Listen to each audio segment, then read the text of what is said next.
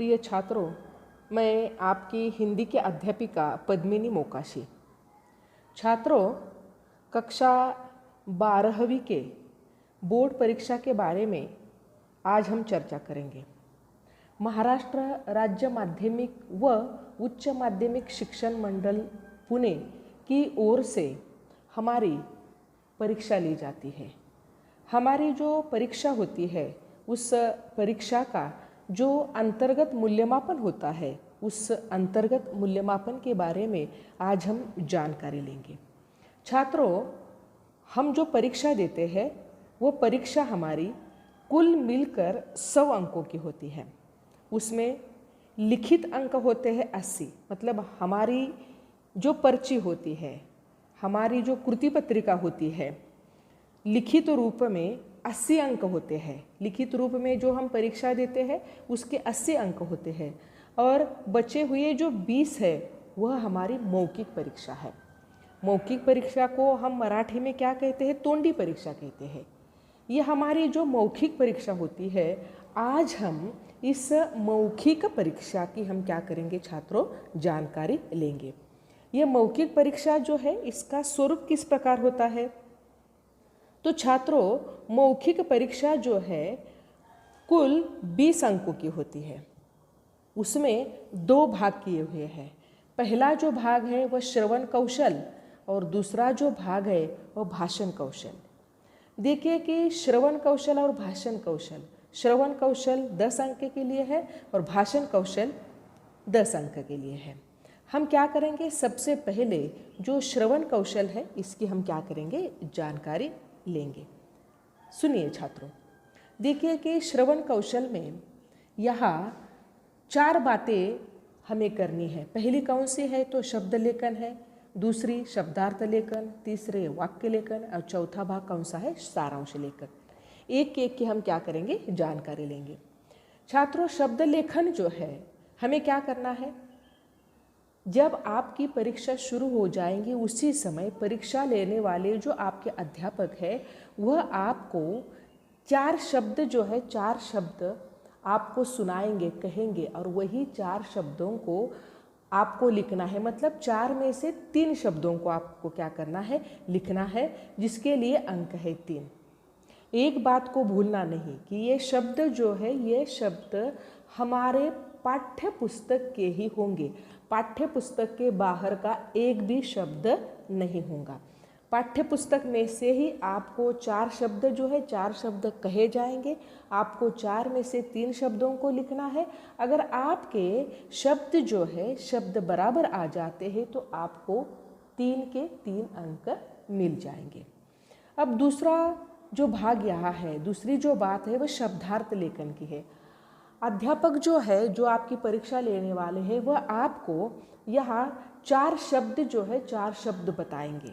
आपको क्या करना है? दिए हुए जो 4 शब्द है उन 4 शब्दों में से 3 शब्दों का शब्दार्थ लिखना है। छात्रों, जब हम पाठ पढ़ते हैं, कविता पढ़ते हैं, उसी समय आपके अध्यापक आपको कठिन शब्दार्थ लिख कर देते हैं, उसके अर्थ देते हैं। वही शब्द जो है वही शब्द इस शब्दार्थ लेखन में आ जाएंगे। अगर आपने 4 में से 3 शब्दों का सही अर्थ लिखा तो आपको 3 अंक मिल सकते हैं। आगे चलकर तीसरा यहाँ भाग बताया हुआ है वह कौन सा है? तो वाक्य लेखन। वाक्य लेखन जो है, देखिए कि पाठ्य पुस्तक में आने वाले जो वाक्य है वही आपको पूछे जाएंगे। पाठ्य पुस्तक में जो वाक्य है वह आपको 3 वाक्य दिए जाएंगे। 3 वाक्यों में से आपको कितने वाक्य लिखना है? 2 लिखना है।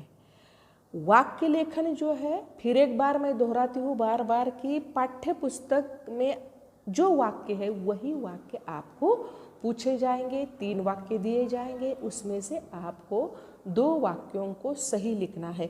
अगर आपने ये 2 वाक्य सही लिखे तो आपको 2 अंक मिल जाएंगे।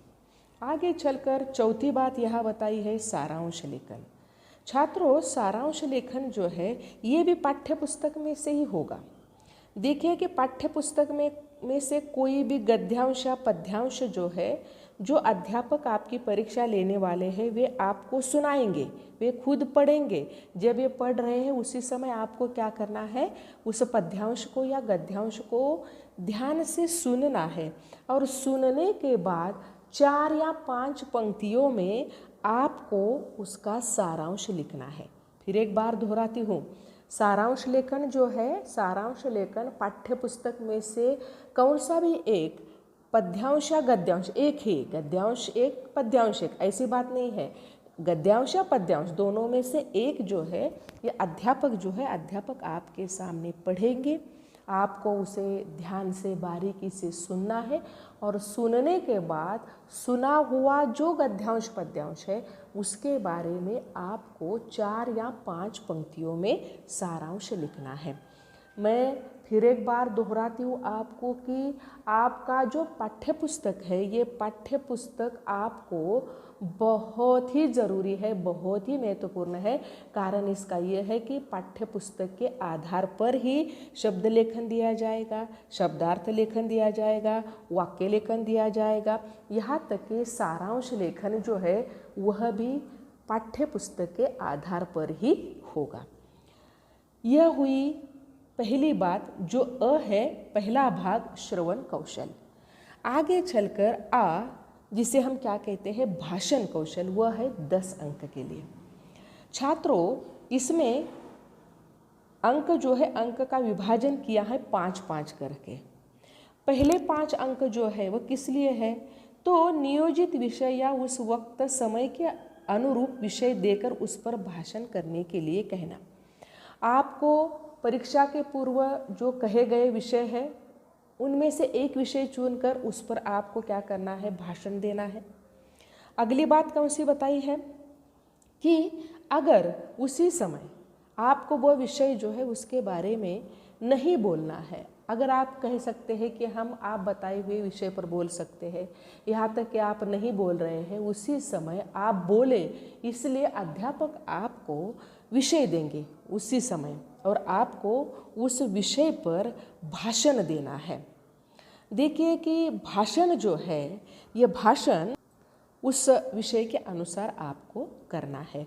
अगर आप ठीक ढंग से भाषण करेंगे, उस विषय के अनुसार बोलेंगे, हिंदी भाषा जो है, हिंदी भाषा पर आपका अगर प्रभुत्व दिखाई देगा तो छात्रों आपको 5 अंक मिल जाएंगे। अब आगे चलकर भाषण कौशल में दूसरा भाग है, वो कौन सा है, पाठ्य पुस्तक में से कोई भी गद्यांश या पद्यांश का पठन छात्रों को सुनाने के लिए कहना, इसके लिए अंक है 5। छात्रों मैंने इसके पूर्व भी आपको कह दिया है कि पाठ्य पुस्तक हमारे लिए बहुत बहुत बहुत ज़रूरी है। कारण क्या है, तो देखिए कि यहाँ कहा है कि छात्र जो है, छात्रों को पठन किया हुआ एकाध परिच्छेद है, एकाध पद्यांश है, उसे क्या करना है, सुनाना है। इसके लिए 4 या 5 मिनट का समय आपको मिलेगा। भाषण और कविता पठन के लिए ध्यान से सुनिए, सिर्फ गद्यांश या पद्यांश के लिए नहीं है, भाषण और कविता पठन के लिए आपको 4 या 5 मिनट दिए जाएंगे।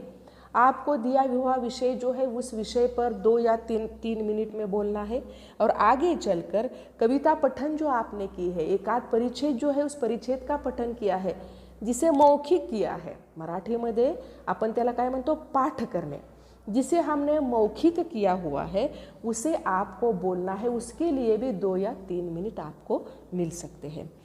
इस प्रकार छात्रों हमारी जो मौखिक परीक्षा है उस मौखिक परीक्षा का स्वरूप इस प्रकार होता है। धन्यवाद।